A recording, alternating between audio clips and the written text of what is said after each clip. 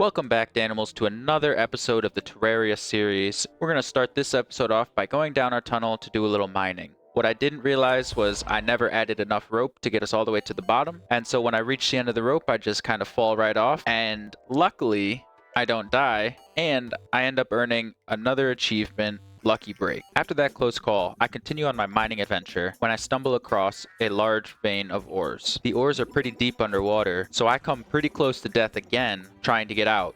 When I head back down to finally mine the ore, a couple of piranhas had spawned, and since I was weak from almost drowning, I take my first death of the episode. Not one to be deterred by a couple of deaths, I decide to head right back down, where I jump right into a pool of more piranhas and jellyfish and take another death.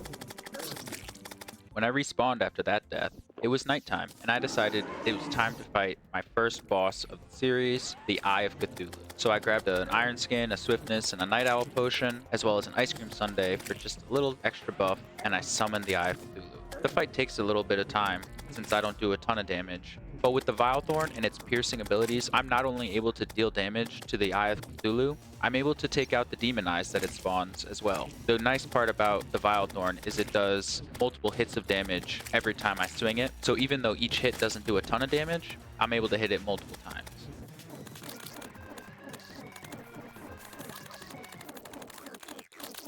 I do have some concerns about the fight not going quick enough, so I decide to pull out the musket, which does a lot more damage.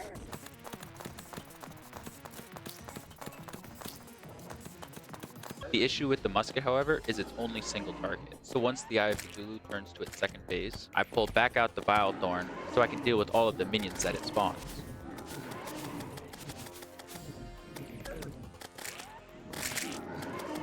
Once the minions are cleared up, I go back to the musket as I can deal a ton of damage pretty quickly with the musket. Though it is hard to hit him when he does his dash moves.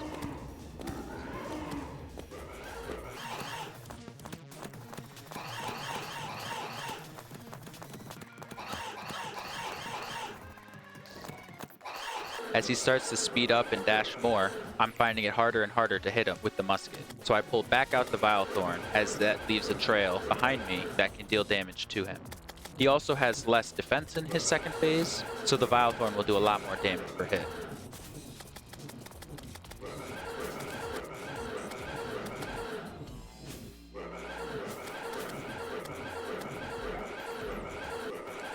As we get near the end of the fight, it gets pretty close. He hits me 3 or 4 times right in a row and takes me down to about 100 health.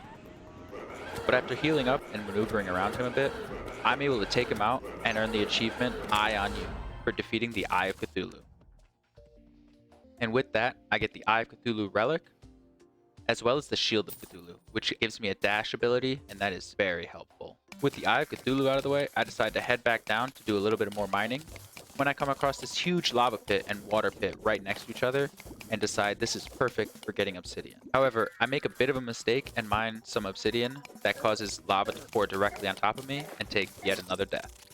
That lava was in the desert biome, which reminds me that I should probably head to the desert as I can get some pretty good accessories and items there, such as a thunder zapper, which is my next magic item, as well as a bast statue, which will increase my defense by 5 points when I'm near it. I'm still exploring the underground desert when I come across a trap that I've never seen before. I was not expecting this, and I'm very lucky that I was able to get out alive. While continuing on, I come across yet another giant sand trap. Luckily, I'm able to avoid it, and I even actually trap an antlion swarmer in it. The Vile Thorn is very effective against the antlion swarmers, as the knockback that it does basically stun locks them so they can't move towards me. I then find a chest which contains another bast statue, along with a bast statue just sitting in the house, which puts me up to 3. These are really good for boss arenas, as the increased defense can really help you out, and the more you have, the wider the area you can spread that defense around. While taking on a giant antlion charger, for some reason I stop attacking him when he's got 1 or 2 health left, and he jumps into me a couple times and takes me out.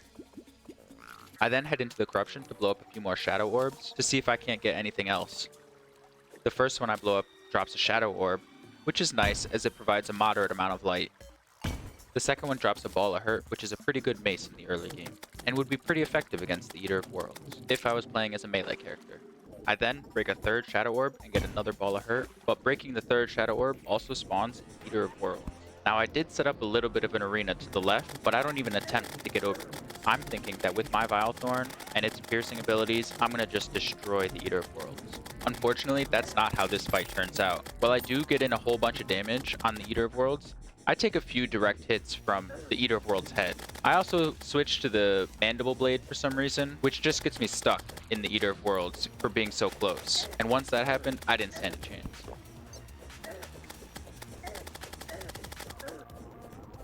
One more direct hit from the head and getting stuck in its body, and I'm toast.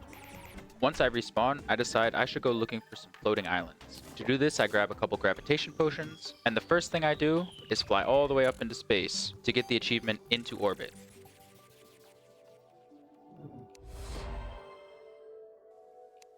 Then as I'm traveling to the right of my world, I run into a whole group of harpies who make it their mission to end my life. The second attempt goes much smoother though, and immediately upon using my gravitation potion, I find a floating island.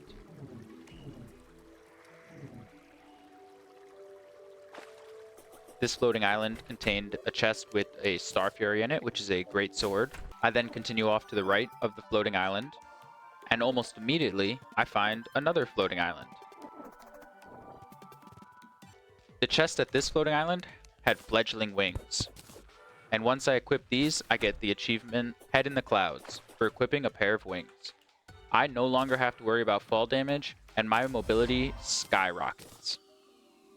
Moving off to the right some more, I find yet another floating island with a chest in it. This one contains a lucky horseshoe, which lost most of its usefulness once I got the wings. A fourth floating island contains another celestial magnet. And once my gravitation potion runs out, I'm all the way on the right side of my map in the ocean. I wanted to come down here in case I could find some water chests, but this shark had other plans for me.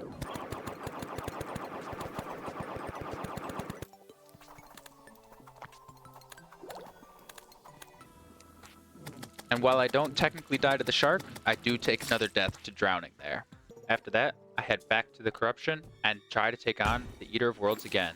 This time, however, I decided I don't need an arena. I don't need to take any buffs. I don't need to put down any bass statue or anything. I'm good to just fight him. I'm only going to use the Vile Thorn this time instead of switching to a random melee weapon. That way I should be able to do a bunch of damage.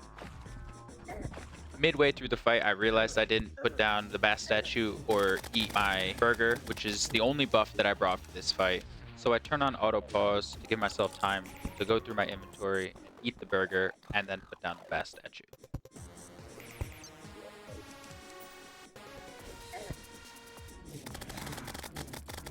I do end up doing a bit better in this battle because I don't switch from the Vile Thorn, and the piercing is able to help me take out a couple chunks from the Eater of Worlds' body. Unfortunately, a couple of chunks being removed from the body means the Eater of Worlds splits into multiple, which makes it harder to dodge.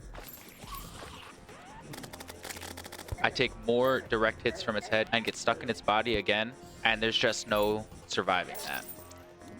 And with that death, we come to the end of the episode. If you're liking this series, please drop a like, subscribe, and let us know down in the comments if there's anything you'd like to see me do in this series. I'm really enjoying mastering Master Mode, so tune in next week for the next episode.